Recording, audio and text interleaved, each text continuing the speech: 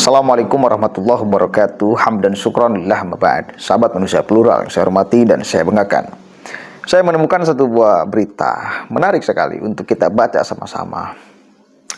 Anies Rashid Baswedan mulai angkat tangan. Dia menyerah dengan tema perubahan yang digaungkan sedari awal.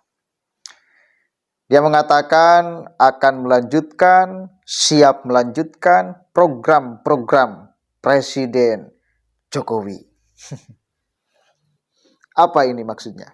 Apakah ini strategi di dalam rangka merayu pendukung Presiden Jokowi? Atau karena Caimin masuk di dalam koalisinya sehingga jelas perubahan sudah sangat tidak relevan? Atau kerja tim ses Anies Rashid Baswedan sampai detik ini yang membawa kemana-mana tema perubahan tidak dapat menjangkau banyak orang. Artinya tidak laku diterima oleh publik. Sebagai bukti, elektabilitas Anies sampai detik ini selalu berada di nomor urutan 3 dari 3 calon atau bakal calon presiden. Artinya apa? Poinnya apa? Tema perubahan sudah sangat tidak relevan dan publik tidak menghendaki itu. Akhirnya Surya Paloh sadar diri, Anies Rashid Baswedan sadar diri, mengusunglah saya siap melanjutkan program-program Presiden Jokowi. Yang sedari awal kan kita tahu sama-sama, framing ke publik bahwa Anies adalah antitesa Presiden Jokowi. Ternyata nggak kuat. Nggak kuat ya. Mungkin dia sadar. Dia mulai menerima fakta bahwa elektabilitas Jokowi, kepercayaan publik terhadap Presiden Jokowi 80%. Mau bagaimana? 80%. Ini gila-gilaan. 80%.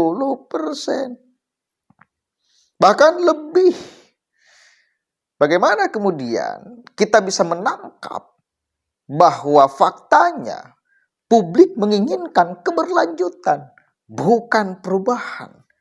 Dan Anies sadar betul akan fakta itu. Akhirnya siap melanjutkan kebijakan Presiden Jokowi di dalam upaya menggait pendukung Jokowi agar memilih Anies karena akan melanjutkan program-program Jokowi. Kita baca ya beritanya dari Tribun Sumsel. Anies Baswedan siap lanjutkan kebijakan Presiden Jokowi. Begini penjelasan Jubir Sudirman Said. Bakal Capres Anies Baswedan tak serta-merta ingin mengubah semua kebijakan pemerintah Jokowi bila dirinya terpilih jadi presiden. Bakal Capres usungan Partai Nasdem, PKB, dan PKS itu bahkan siap melanjutkan kebijakan Jokowi yang menurutnya baik. Kubu Anies memetakan kebijakan pemerintah menjadi 4 kategori dalam menyusun rancangan program kerja menyongsong pertarungan Pilpres 2024. Hal itu diungkapkan juru bicara Anies Baswedan, Sudirman Said. Dia menyampaikan koalisi perubahan memandang bahwa suksesi kepemimpinan adalah soal perubahan dan keberlanjutan. Ini menunjukkan kelemahan satu kali lagi. Ini menginformasikan kepada publik bahwa tema perubahan yang digadang-gadang, yang dikampanyekan, yang disusupkan kepada pikiran publik itu nggak laku. Akhirnya sekarang sudah ngomong keberlanjutan. Entah satu kali lagi mungkin karena Caimin masuk di sana. Akhirnya mau bagaimanapun mereka berteriak tentang perubahan, faktanya itu bertentangan dengan realitas bahwa Partai Nasdem yang mengusung Anies Rashid Baswedan mengambil PKB sebagai partai yang mengusung koalisi keberlanjutan. Itu loh ya. Itu menunjukkan kelemahan. Kita harus paham. Masalah gutak-gatik bahasa ini kita pandang sebagai muatan politik. Bahwa mereka itu sedang menunjukkan kelemahan. Gak kuat menghadapi fakta bahwa survei menunjukkan bahwa publik menginginkan keberlanjutan. Paham ya? Lanjut nih. Tidak ada pikiran sama sekali untuk membubarkan apa yang sudah dicapai, kata Sudirman. Tidak ada kepikiran untuk membubarkan apa yang telah dilakukan atau semua yang telah dicapai. Dulu enggak ada kalimat-kalimat itu. Dulu mereka fokus terhadap perubahan. Dulu terus menggaungkan perubahan agar nyampe ke pikiran anak bangsa. Ternyata nggak laku, nggak diterima oleh publik. Dan kita tahulah psikologi masyarakat Indonesia itu rata-rata bila segala sesuatunya dilakukan secara ekstrim, dilakukan secara radikal, perubahan yang luar biasa, itu nggak suka. Dulu itu sempat ada pengamat, Bang siapa tuh? Adi Prayitno. Dia mengatakan, udah mendingan Nasdem, Anies, dan kawan-kawan perubahan jangan terus mengutuk kegelapan. Mulailah nyalakan lilin ke depan. Kenapa? Karena kita tahu sama-sama dulu itu kampanyenya nggak seperti ini. Mereka terus mengutuk semua program-program pemerintah. Dia kutuk semuanya. Makanya mungkin sekarang sadar. Karena ternyata surveinya nggak naik-naik. Ketika pola itu dilakukan oleh Anies dan kawan-kawan. Akhirnya dipakai, mulai nyalakan lilin untuk ke depan. Dan dipakai. Akhirnya makailah keberlanjutan. Menunjukkan koalisi perubahan enggak pede. Itu ketidakpedean yang diinformasikan. Ketidakpedean yang dipublikasi. Oke? Paham ya? Lanjut. Tapi juga tidak pas kalau kita hanya mengatakan meneruskan semua apa yang ada, sambungnya. Sudirman menjelaskan Anies Baswedan sejak awal menjadi kandidat baca pres memang dipersiapkan di luar pemerintahan.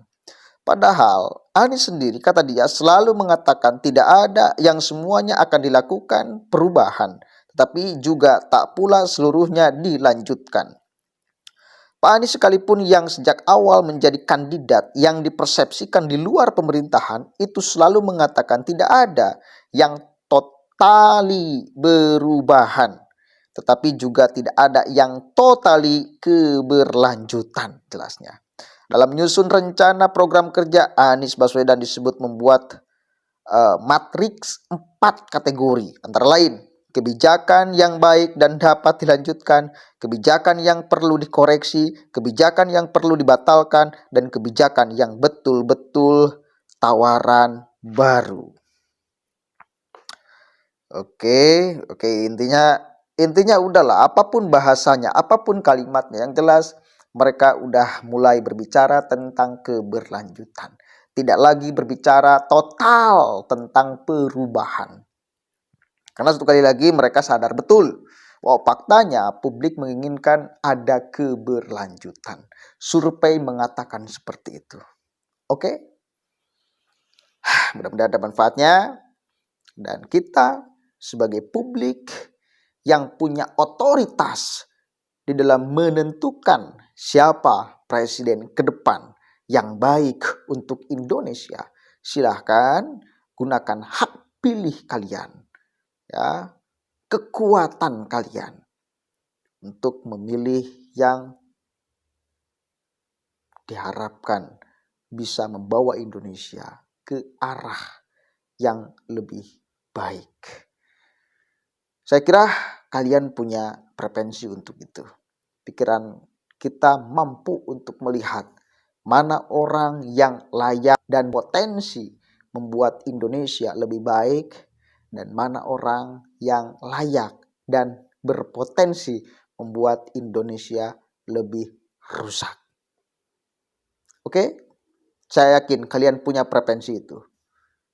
Kita punya akal. Kita punya rekam jejak orang perorangan dari ketiga calon presiden yang akan menentukan masa depan Indonesia. Silakan cerna, tentukan, jangan sampai disia-siakan suara kita meskipun hanya satu. Assalamualaikum warahmatullahi wabarakatuh.